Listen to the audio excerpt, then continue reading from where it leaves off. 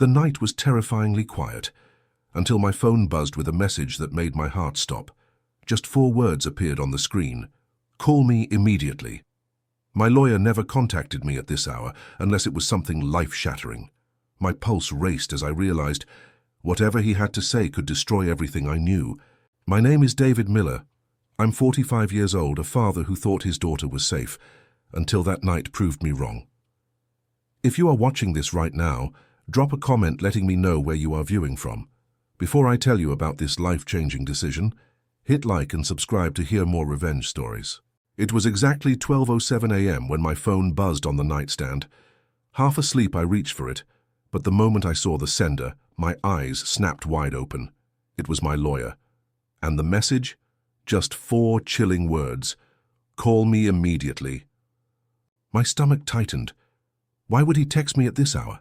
I tried to ignore the growing panic, but my hands wouldn't stop shaking as I dialed his number. Each ring felt like a hammer against my chest. Finally, he answered, his voice low, almost trembling. "David, I didn't want to tell you this over the phone, but you need to know the truth about your daughter." My heart froze. What truth? My mind raced through 1,000 terrifying possibilities, but nothing could have prepared me for what he was about to reveal. On the other end of the line, my lawyer's voice was heavy, like he was carrying a secret too dangerous to speak out loud. "David," he whispered, "what I'm about to tell you, it's going to change everything you thought you knew about your daughter." I sat up in bed, my heart pounding so hard I could hear it in my ears. My daughter Emily, my little girl who just turned 22. What could she possibly have done? The lawyer hesitated.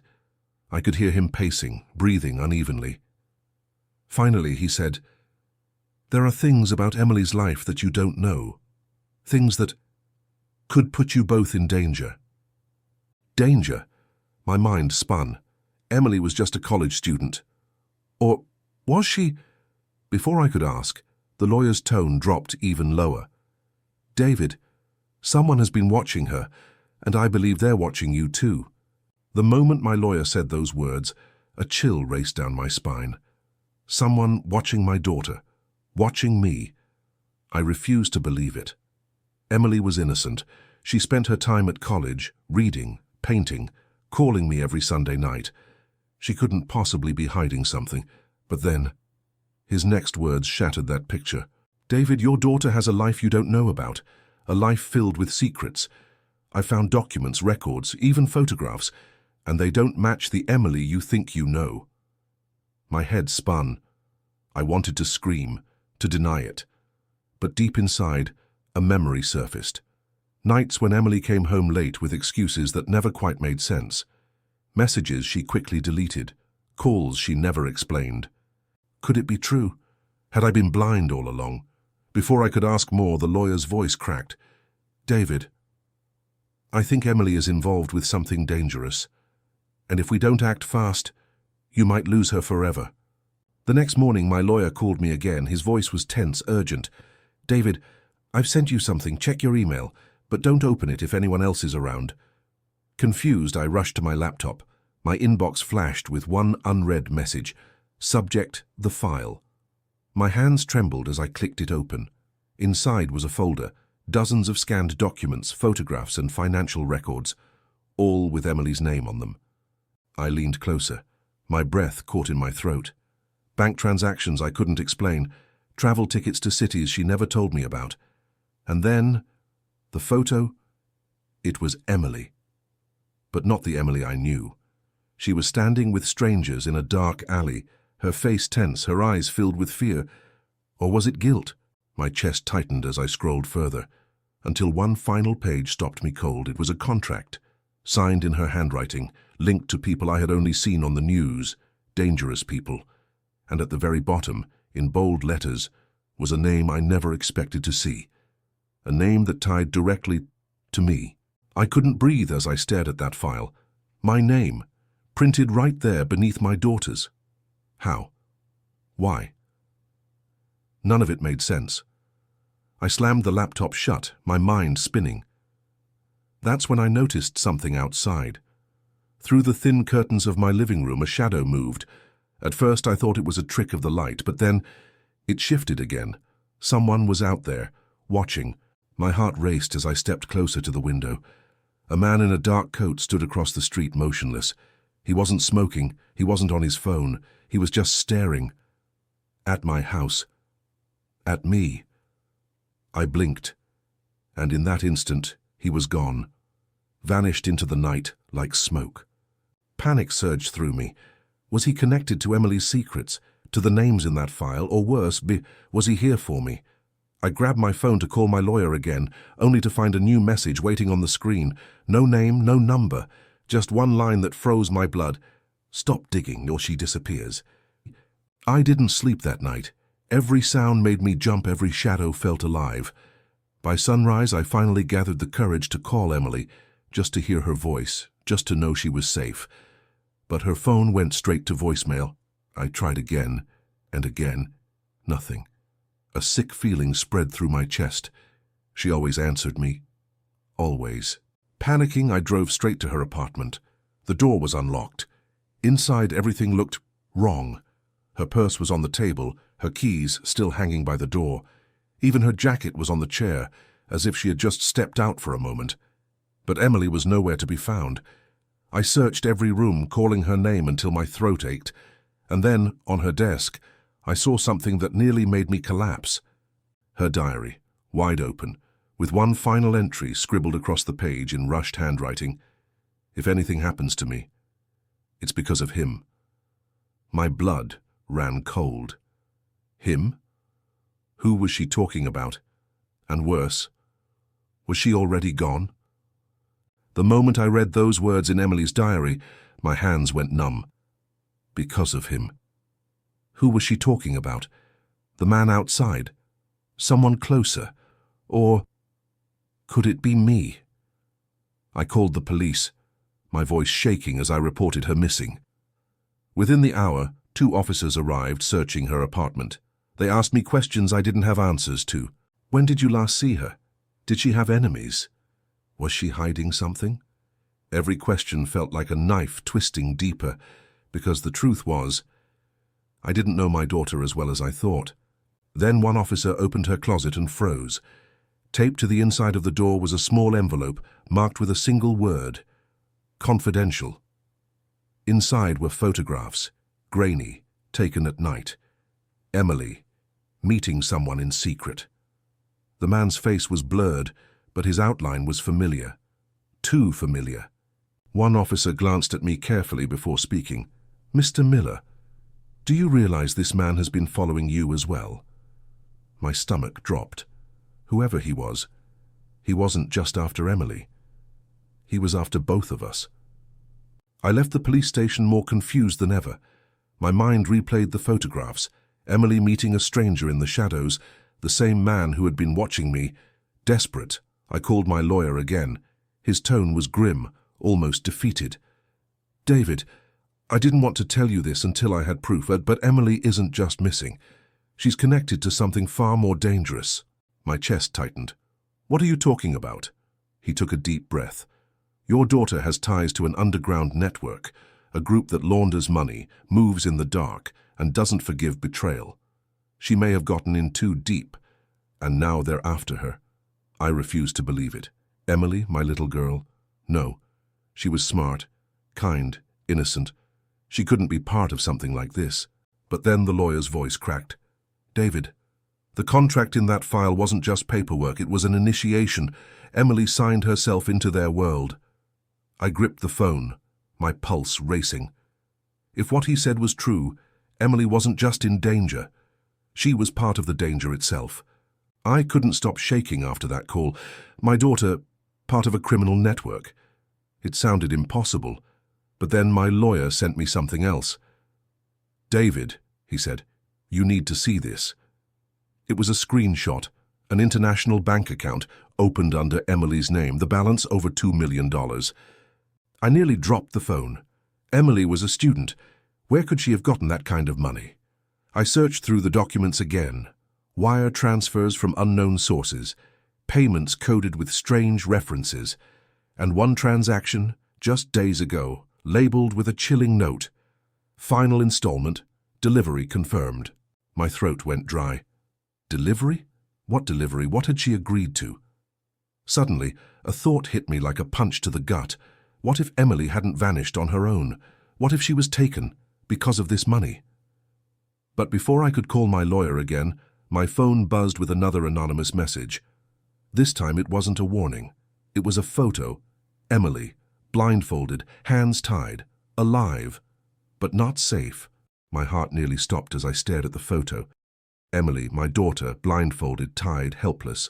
Proof she was still alive, but in the hands of someone ruthless. Seconds later, another message followed. Just 8 words. Stop searching, or she won't come back. My hands shook as I read it again and again. Stop searching? How could I? She was my daughter. I called my lawyer in a panic. He urged me to stay calm, but his voice betrayed his own fear. David, this is bigger than we imagined. Whoever sent that message, they're not bluffing. If you make one wrong move, they'll silence her. Forever. I slammed my fist on the table. I couldn't just sit and wait. I had to do something. But before I could speak, another notification lit up my phone. This time it wasn't a message. It was a live video feed. And on the screen, Emily was there, crying, whispering just one word over and over again. A name. A name I knew. The video froze me in place. Emily's voice was faint, broken by tears, but the word she whispered again and again was unmistakable. Uncle. Mark. Uncle Mark. My blood turned to ice. Mark wasn't just anyone. He was my brother, my only family. The man who had stood by my side through everything. Why would Emily cry out his name? Was he with her? Was he helping her or hurting her? I called him immediately, my hands trembling so badly I could barely dial. No answer. Straight to voicemail. The lawyer's voice came through the phone, grave and certain. David, I think the betrayal isn't coming from outside your family. It's coming from within. I staggered back, my mind refusing to believe it. Mark? My own brother? The man Emily trusted since childhood? But then another message appeared on my phone, a simple text. You're looking in the right direction. My hands went cold as I stared at that text. You're looking in the right direction. Whoever sent it knew. They wanted me to suspect Mark. I rushed to his house that night. The place was dark, silent, too silent. The front door was locked, but a window in the back was slightly open, as if someone left in a hurry. Inside, the air smelled of cigarette smoke and something else, chemicals. Papers were scattered across the table, maps, coded notes, foreign bank slips. And right there, in the center, was a photo that made my knees buckle. Emily, with Mark, his hand gripping her shoulder, his face twisted in a way I'd never seen before. I couldn't breathe. My brother, the man I trusted with my life, was tied to her disappearance. Suddenly my phone buzzed again, another message. But this one wasn't from the kidnappers. It was from Emily. One desperate sentence that made my blood run cold. Dad, don't trust Mark. Emily's message echoed in my head. Don't trust Mark. My brother, the man I grew up with, was part of this nightmare. I could barely process it when that same night I felt it again, that piercing gaze from outside my window. The stranger was back, standing across the street, unmoving, his face hidden beneath a hood. This time I refused to run. I stormed outside, shouting, demanding answers. To my shock, he didn't flee. He stepped closer, slowly, carefully, until the dim streetlight revealed his face. A scar ran across his cheek. His eyes were sharp, filled with a mix of anger and regret. He raised his hands as if to show he wasn't there to harm me. David, he said, his voice rough, tired. You don't know me, but I know your daughter. I've been trying to protect her. I froze. Protect her from what? From who? His next words hit me like a knife. Mark isn't who you think he is, and Emily. She's not the innocent girl you believe she is either. I stared at the stranger, my mind spinning. His words cut deep. Emily isn't the innocent girl you believe she is. What are you talking about? I demanded. He sighed, pulling a small envelope from his coat. Inside were photos, dozens of them. Emily, in places I never knew she went. Meeting with dangerous-looking people, exchanging envelopes, stepping into cars with tinted windows. Your daughter, he said, was living 2 lives, By day, she was the student you knew, but by night, she worked with people like your brother. She became valuable to them. Too valuable. I shook my head, refusing to believe it. No. Emily would never... He cut me off. David, I've been following her for months. She was trapped. At first, she was lured in with promises of money, protection. But once she signed that contract, there was no way out. The words sank into me like poison. Emily, my Emily, living a double life I knew nothing about. But then, the stranger's voice dropped, almost to a whisper. David, what she delivered for them. It wasn't money. It wasn't drugs. It was something much, much worse. The stranger's words rattled in my chest. What she delivered was something worse. But before I could demand answers, he handed me another document, one that nearly ripped the ground from beneath me. It was a marriage certificate, Emily's name, right there in her handwriting. And beside it, another name, Mark Miller, my own brother. I staggered back, unable to breathe. No, this is impossible. He raised her like his own niece. He loved her. The stranger's eyes darkened. David, Mark didn't just love her. He owned her. He used her.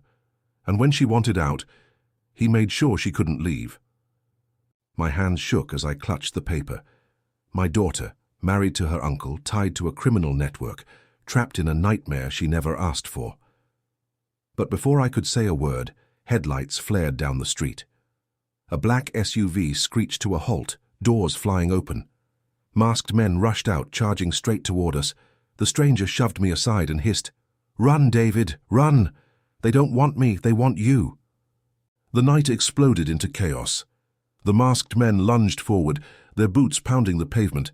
I ran, my lungs burning, the stranger firing shots behind me to buy us time.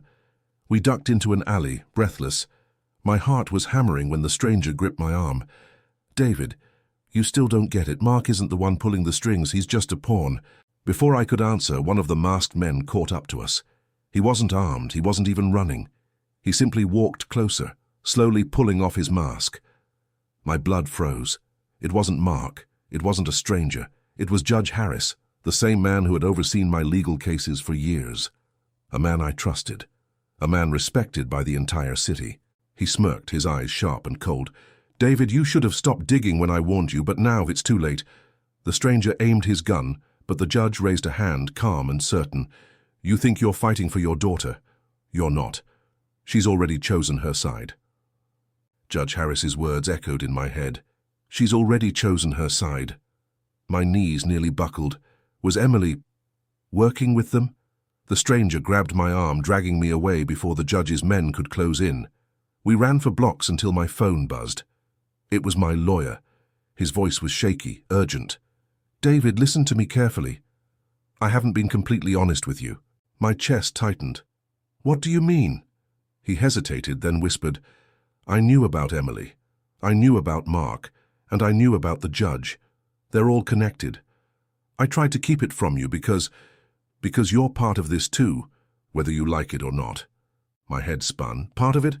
What the hell are you saying?" "What?" The line went silent for a long, painful second. Then his voice dropped to a whisper. "David, your daughter didn't just marry Mark. She did it to protect you, because the truth is, you were their real target all along." The lawyer's words cut deeper than any knife. You were their real target all along. My chest tightened as the city lights blurred around me. Before I could respond, my phone buzzed again. A message appeared. No name. Just 3 chilling words. "Come alone. Tonight." The location was an abandoned warehouse by the docks. My gut screamed trap. But if this was about Emily, I had no choice. When I arrived, the air reeked of rust and salt water. Shadows stretched across the broken windows. And there, standing under a single flickering light, was my daughter. Her face was pale, her eyes swollen with tears. "Dad."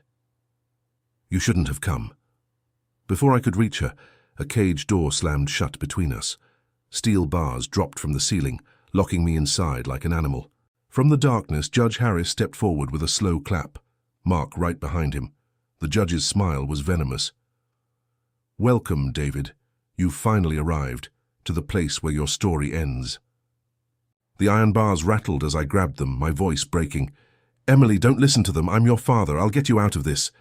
But Emily didn't move. Her eyes, they weren't just scared. They were hollow. Mark smirked, sliding his arm around her shoulders. Tell him, Emily. Tell him why you brought him here. My heart stopped. Brought me here? What is he talking about? Emily's lips trembled, but her words sliced me in half. Dad, it's true. I sent the message. I led you here. Because if I didn't, they would have killed me. The ground vanished beneath me. My own daughter, the one I'd fought for, bled for, had delivered me straight into the hands of my enemies. Judge Harris leaned in, his voice dripping with triumph. You see, David, blood doesn't make family. Choice does, and your daughter chose us. Tears blurred my vision as Emily whispered one last sentence, her voice barely audible over the creak of the warehouse beams. Dad, forgive me. And then she turned her back on me. Her words shattered me. Dad, forgive me.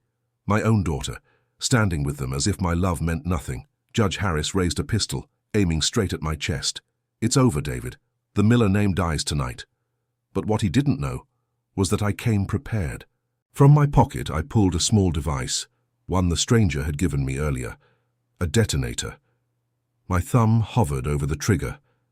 Harris froze. What is that? I smiled through the tears. Insurance. You think I'd walk into your den empty-handed? The floor trembled. Hidden charges I'd planted earlier at the docks began to beep in unison. Explosives, Mark shouted, panicking, but I kept my eyes on Emily. Run, baby, please, run! For a second, just a second, I saw the little girl I once carried in my arms flicker back into her eyes. She hesitated, then bolted. The judge roared, pulling the trigger. Bang! The bullet grazed my shoulder, but my thumb slammed down. The warehouse erupted in fire and steel. Walls crumbled, screams echoed, and the empire they built collapsed into ashes. When the smoke cleared, I lay broken but alive. Emily stumbled toward me, tears streaming. Dad, I'm sorry, I was so scared. I pulled her close, blood soaking my shirt. My voice was weak, but steady. It's over, Emily. They'll never hurt you again. But remember this. Trust is the deadliest weapon of all.